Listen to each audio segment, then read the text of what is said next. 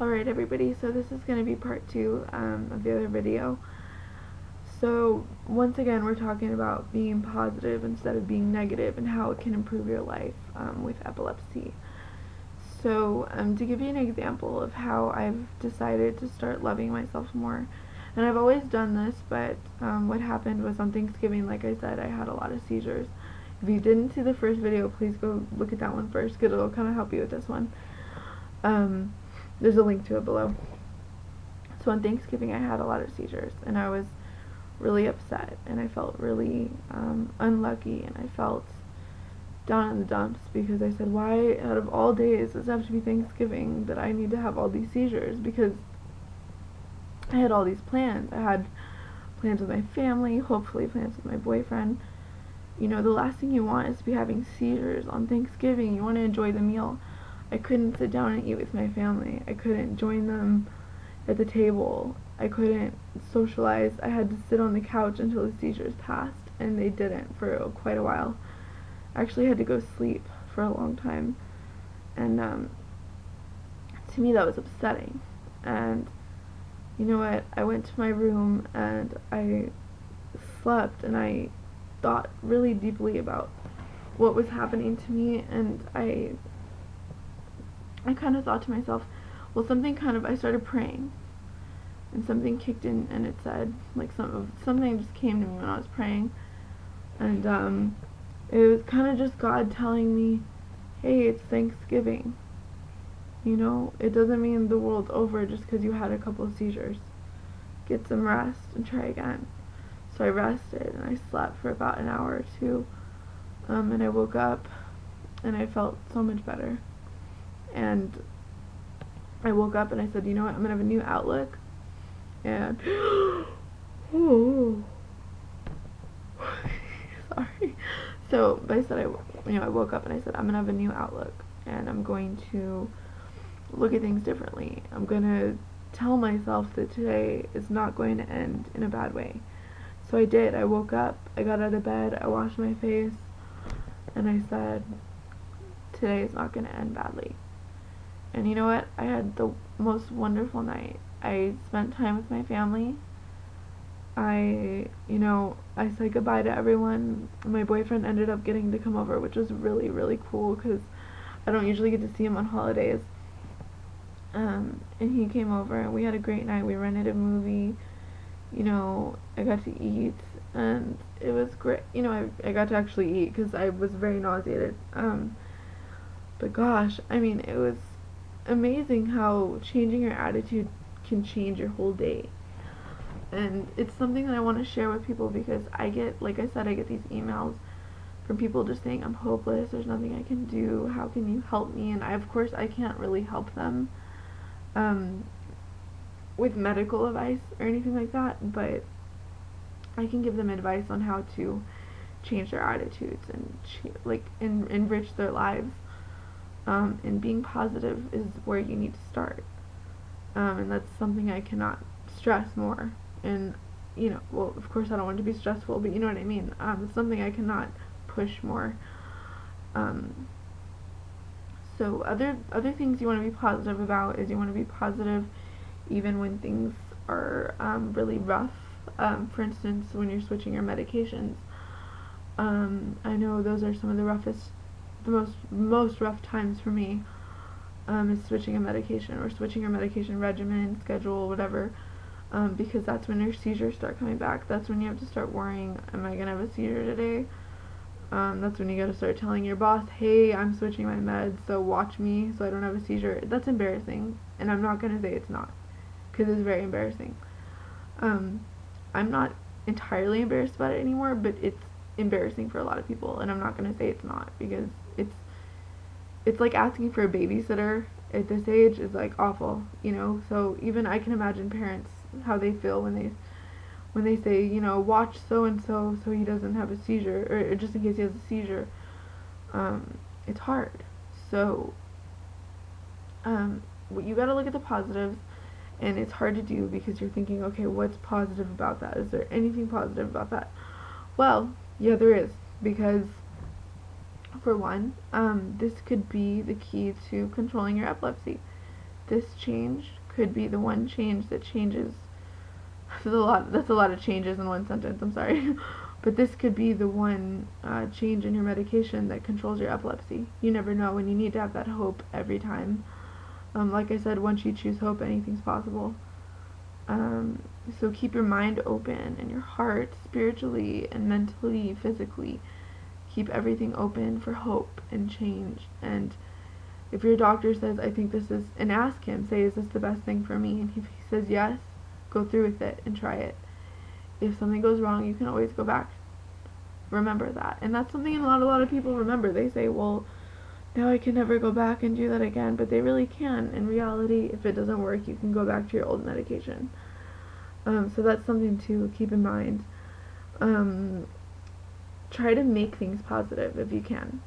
For instance, so I told my doctor, I said, okay, well, I'll try a new med, but I don't have the money, because I'm starting to pay for my own medication now. And I said, I don't have the money to pay for a full bottle, and why should I do that if I might have to go back to my other meds?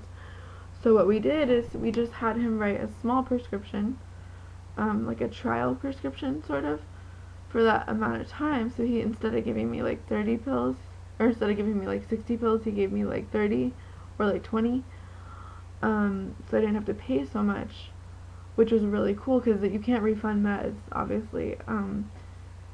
But that's really cool, and that's another idea, that you can save money that way, and you can have a better feeling in your head mentally that if something goes wrong, you didn't waste your money, because I know money is a big factor with epilepsy, just like it is with cancer or other illnesses, is the money, because you gotta try new meds all the time. So try to make things positive. Try to ask your doctor how can, because he's there to help you. She's there to help you. And you need to let them know that, because sometimes doctors forget. I'll tell you that. I've had doctors who forget they're there to help us. Seriously. Say, how can you help me, because I'm in this spot where I just don't feel like I can pay for this, or I don't feel like this is safe, or can you tell me more? Can you give me more information? Can you give me more resources? Look for groups in your community area or online where you can talk to others about your experiences, or maybe get some help physically, emotionally, and mentally with your change in medications, or with your feelings. Are you feeling depressed? Try to find a group where people are depressed and they can try to talk about how to make things positive, because that will also help you. And there's plenty of places that do that for free, especially online. I'll post a link. A good friend of mine has a group that she has made online, and it's just getting started, so there's not a whole lot going on yet, but we're hoping to kind of like flourish that. So it'd be great if you guys liked it, and it's on Facebook, so it makes it a lot easier for you guys to get into. So that you want to look for resources like that. That can really help lift your spirits, because when you see other people who are going through the same things you're going through, that can really change the way you look at life. So remember that you need to utilize the resources around you. Make things positive. If they're not positive already, you need to be the one to make them positive, because you're the only way that you're going to be happy. You're the key to happiness. You are. You. So you need to remember that. Other than that, one really important thing is, when you realize that you're feeling upset and sad, you need to make it a note to yourself to change your mindset. If I start yawning, I apologize, because I'm getting tired. Jeez, okay. But you need to make it a note to yourself to change the way you're thinking. A couple things I really like to do, and I actually do it, and I would turn the camera to show you, but I'm scared I'm gonna like unplug it. Sticky notes. Get a little pack of sticky notes for like $1 and write some positive quotes or messages. What I like to do is every day, because I do have a new Facebook page, I'll put the link below, and it's positive, or it's called Hopeful Words for Epilepsy. And it's just started. I have like 30 something likes, so it's just got started, but it's photography and hopeful quotes for epilepsy to help people like uplift themselves. But along with that, what I like to do is every day I like to find a quote that I think is really cool, write it down on a sticky note, and stick it like on my mirror, because I have a mirror right by my door, or on my wall, or the bathroom mirror. There goes my light, I'm sorry. On my door, my bedroom door is filled with sticky notes. So I kind of like to put them everywhere I can, the refrigerator too, to kind of give myself some hope that there's hope. Some words that remind me that there's still hope. Because even as hopeful as I sound, there's times when I wake up and I'm just like, ugh, I want to go back to bed because I know today's going to be awful. And everybody thinks that. You're not the only one. You're not the only one that feels like you're alone. And it's really important to remember that. And I mean, fill your home with what you want life to be like. If you have negative things in your home, I'm not sure how to explain this nicely. If you're listening to like negative music, like let's say you have a CD or something, or like I don't know, you listen to your iPod with like a lot of negative songs on it, maybe sad songs, you're making yourself sad because you're bringing those feelings into your head. And your mind's a powerful place. Remember that. Your brain's a powerful place, obviously, because you're having seizures. So, you know, if it can wreck your life, it can really wreck your life. So, if you're, you know, if you watch a sad movie, you find yourself crying, right? Same thing with music. Same thing with movies. Like I just said, movies. So, I mean, if you're watching sad movies, if you're listening to sad music, you might be hurting yourself. You might be making yourself think of things you really don't want to think about. And it doesn't necessarily have to be epilepsy. It could be like a breakup in the past. It could be maybe a death in the family. And I'm sorry if I'm making you guys think of any of that right now. I'm just trying to point out that basically you want to get rid of negative thoughts any way you can. So what I like to do is I went through my iTunes and I just deleted all the songs that were really sad. Some I kept a few because they were just like really good songs, but I got rid of most of them because I thought, why not keep the songs that make me feel happy? Why not keep the movies that make me feel happy and giddy inside? You know, because like there's even times when I watch like a movie trailer and I find myself crying, and that's not good. You want to like eliminate that. So go around your house, you see something that makes you feel sad, get rid of it. If you have a whole lot of your ex-boyfriend's crap in your room still, get rid of it. Make yourself happy. Improve your life yourself, because you're the only one who can do it. You're like the only one who can do it. And it's really important to remember that.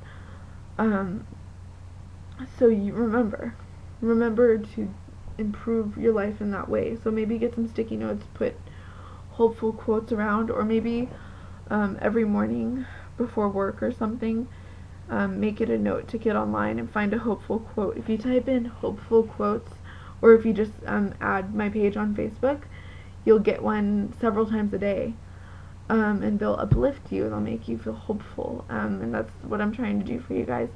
This is part 2. Watch part 1 if you haven't, and then part 3 is coming up next. Alright, bye guys.